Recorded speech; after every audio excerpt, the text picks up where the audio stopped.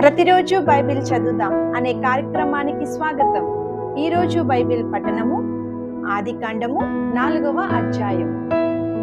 ఆదాము తన భార్య అయిన హవ్వను కూడినప్పుడు ఆమె గర్భవతి అయి కయీనును కని, యెహోవా దయ వలన నేనొక మనుష్యుని సంపాదించుకున్నానను. తరువాత ఆమె అతని తమ్ముడగు హేబేలును కనెను. హేబేలు గొర్రెల కాపరి, కయీను భూమిని సేద్యపరచువాడు. కొంతకాలమైన తరువాత కయీను పొలము పంటలో కొంత యెహోవాకు అర్పణగా తెచ్చెను. హేబేలు కూడా తన మందలో తొలిచూలును, పుట్టిన వాటిలో క్రొవ్విన వాటిని కొన్ని తెచ్చెను. యెహోవా హేబేలును అతని అర్పణను లక్ష్యపెట్టెను. కయీనును అతని అర్పణను ఆయన లక్ష్యపెట్టలేదు. కాబట్టి కయీనుకు మిక్కిలి కోపము వచ్చి అతడు తన ముఖము చిన్నబుచ్చుకొనగా, యెహోవా కయీనుతో, నీకు కోపమేలా? ముఖము చిన్నబుచ్చుకొని ఉన్నావేమి? నీవు సత్క్రియ చేసిన ఎడల తలనెత్తుకొనవా?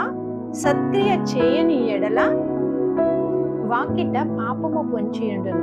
నీ ఎడల దానికి వాంఛ కలుగును, నీవు దానిని ఏలుదువనెను. కయీను తన తమ్ముడైన హేబేలుతో మాట్లాడెను. వారు పొలములో ఉన్నప్పుడు కయీను తన తమ్ముడైన హేబేలు మీద పడి అతనిని చంపెను. యెహోవా, నీ తమ్ముడైన హేబేలు ఎక్కడ ఉన్నాడని కయీను అడుగగా, అతడు, నేనెరుగను, నా తమ్మునికి నేను కావలివాడనా అనెను. అప్పుడు ఆయన, నీవు చేసిన పని ఏమిటి? నీ తమ్ముని రక్తము యొక్క స్వరము నేలలో నుండి నాకు మొర్రపెట్టుచున్నది. కావున నీ తమ్ముని రక్తమును నీ చేతిలో నుండి పుచ్చుకొనుటకు నోరు తెరిచిన ఈ నేల మీద ఉండకుండా నీవు శపింపబడిన వాడు. నీవు నేలను సేద్యపరచునప్పుడు అది తన సారమును ఇక మీదట నీకియ్యదు. నీవు భూమి మీద దిగులు పడుచు దేశ దిమ్మరివై ఉందువనెను. అందుకు కయీను, నా దోష శిక్ష నేను భరింపలేనంత గొప్పది. నేడు ఈ ప్రదేశము నుండి నన్ను వెళ్ళగొట్టితివి. నీ సన్నిధికి రాకుండా వెలివేయబడి దిగులు పడుచు భూమి మీద దేశ దిమ్మరనై ఉంది. కావున నన్ను కనుగొను వాడెవడో వాడు నన్ను చంపునని యెహోవాతో అనెను.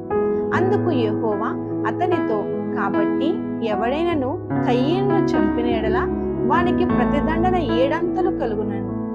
మరియు ఎవడైనను కయీనును కనుగొని అతనిని చంపకయుండునట్లు యెహోవా అతనికి ఒక గురుతు వేసెను.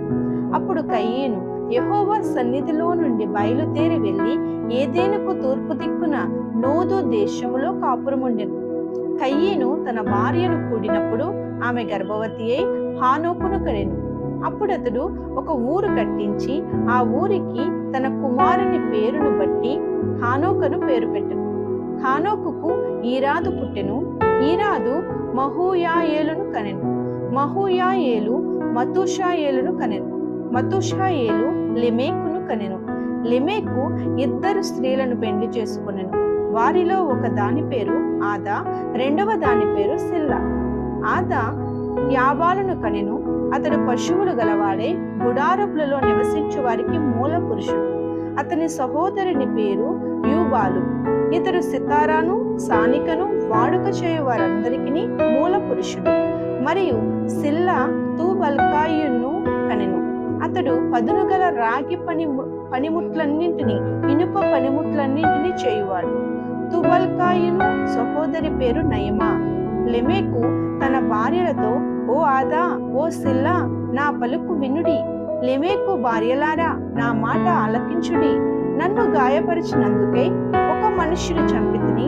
నన్ను దెబ్బ కొట్టినందుకై ఒక పడుచువాని చంపితిని. 7 అంతల ప్రతిదండన కయీను కోసము వచ్చిన ఎడల లెమెకు కోసం 77 అంతలు వచ్చుననెను.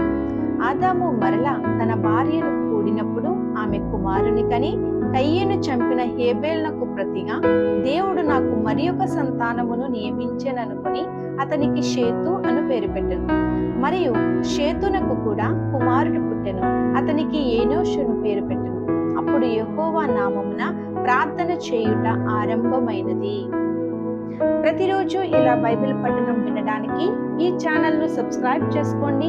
లైక్ చేసి ఇతరులకు షేర్ చేయండి. దేవుడు మిమ్మల్ని దీవించును గాక. ఆమేన్.